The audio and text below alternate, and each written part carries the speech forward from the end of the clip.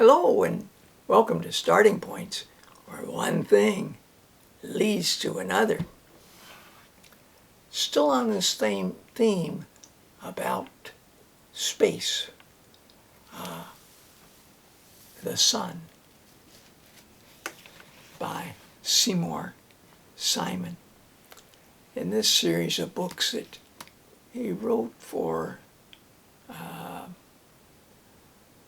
I think at 8 years old, maybe 7. Certainly when a child starts to read, and that can vary but certain ages, but the whole series, I'm going to share you some more as well as other books today. But I wanted in particular to share something that's at the front of this book. It says, "This book, my 100th, is dedicated to the editors, artists, designers, production and promotion people, and all the others who have helped me beyond measure with their knowledge of the art and craft of children's books."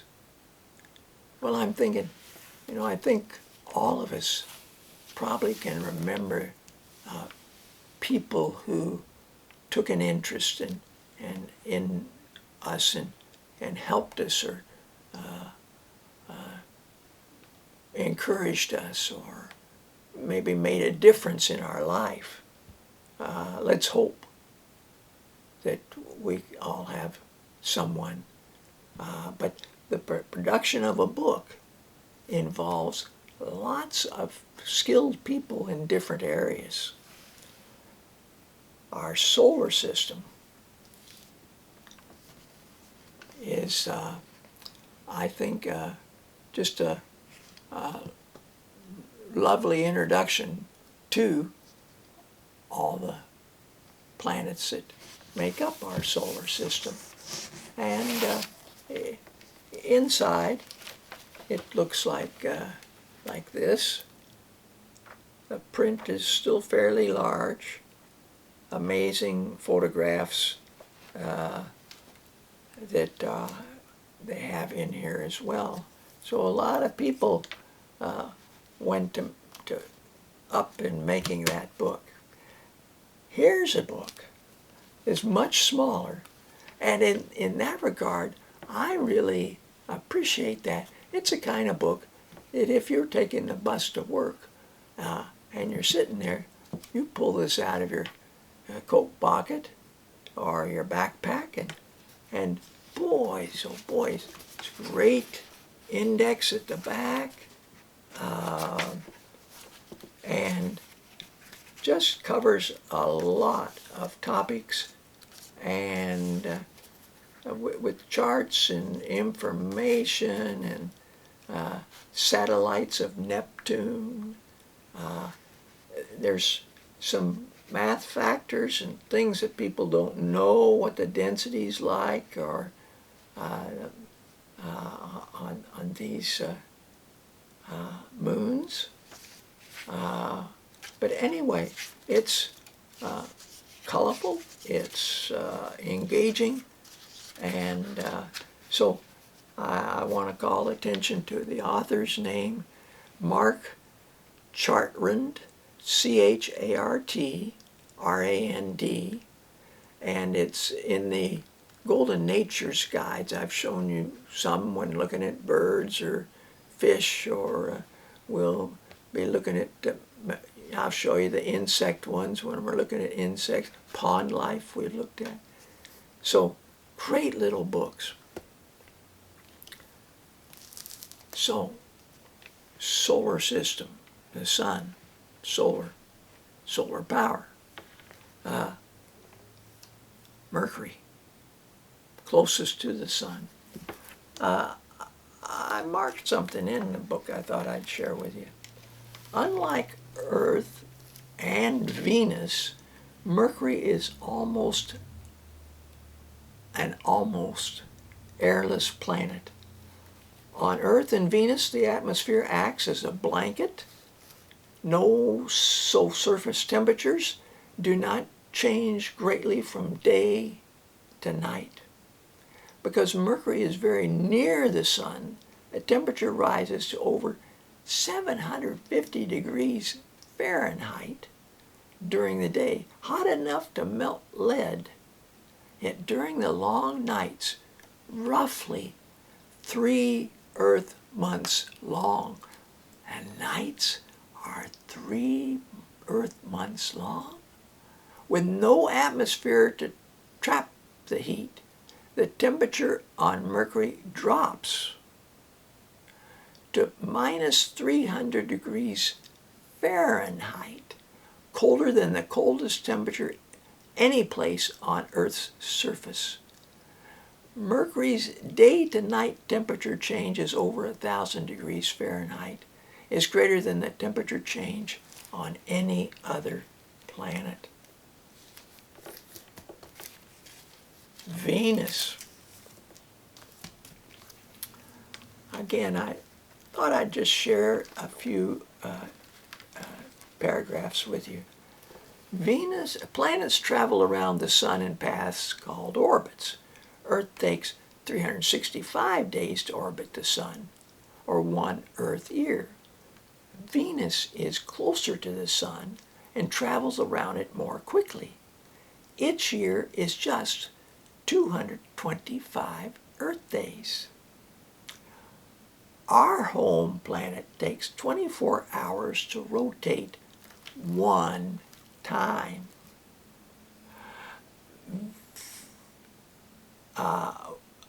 1 Earth day.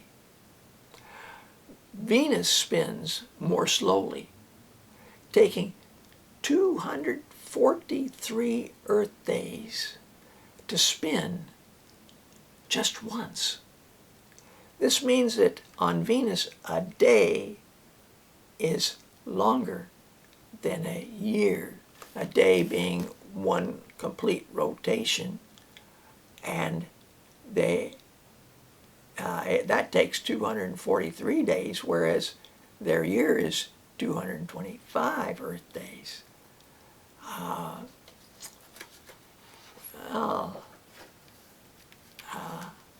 There's very little water on the planet, so the clouds around Venus are not made of water droplets like those on Earth, but are composed of droplets of sulfuric acid. The layers of clouds extend from about 15 to 30 miles above the surface.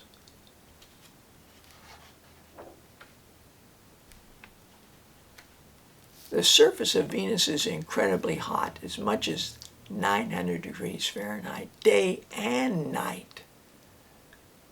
Although Venus is closer to the sun than is Earth, that isn't the only reason why the surface of Venus is scalding. Venus's thick atmosphere of carbon dioxide is mostly responsible for the intense heat. Sunlight passes through the atmosphere and heats up the rocky surface. The rocks radiate heat, but the dense atmosphere traps the heat and doesn't allow it to escape into space. This is called the greenhouse effect, because the glass windows in a greenhouse act the same way. The windows allow the sunlight to get through, but then keep the heat to some extent from getting out. That's why the inside of a car becomes so hot when it sits in the sun. And that's why Venus is the hottest planet in the solar system, even hotter than fiery Mercury. And of course, he points out a concern for us on Earth. We have all this amazing planet where people can live, and animals and trees and vegetation of all kinds, and such beauty. But if we keep polluting the atmosphere and creating a carbon dioxide ring around our planet, we will face maybe some of the same. So Earth. Now, that's Seymour Simon, and I'll be back to him again in a minute. But here's another book on the Earth. This book is a step up reading-wise. Could be 10-year-olds, 11, 12, 13, 14, or adults. And it talk about index, a great index, and it's got all kinds of topics does it take up, including earthquakes and volcanoes. This is a page on earthquakes, where they occur. Well, they occur all around our planet, and volcanoes do as well. So I wanted to read you this about a slowly wobbling Earth. Over a period of 22,000 years, the axis of the Earth shifts, describing a complete circle like the slowly weaving head of a spinning top. Today, the axis is pointing to Polaris, which we use as our pole star, the North called Polaris, the North Star.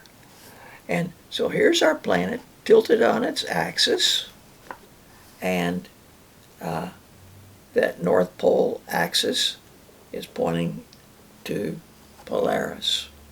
But over time, it will work around in an orbit of its own, and in that process, the Earth will point to other stars which will be like the North Pole. Alpha Cephei, Vega, Alpha Draconis, and then back to the pole star. Well, how long does that little change be? By the year 7,500 AD, it will point to up here to Alpha Cephei, and then it'll point to Vega by 14,000 AD. Then it will swing around to Alpha Draconis, which was the North Star 5,000 years ago, before returning to point again to Polaris. And now that's the Earth on the outside, but obviously there's things going on the inside of this Earth. And here's a funny book called How to Dig a Hole to the Other Side of the World. Well, anytime you dig a hole, this is by Faith McNulty, you've got to get rid of the debris. So you either have somebody helping haul it up, as in this case, and it's just an interesting concept or idea. I think there was a Jules Verne wrote a book about Journey to the Center of the Earth. Well, now, was it Jules Verne or was it H.G. Wells? I need to check my information on that. Galaxies. Seymour Simon, The Long View into Space. The Universe, another one of those young readers' nature library. And I want to share a couple of things from that with you at some point. But I do want to give you the author's name because it's David Bergamini, Bergamini,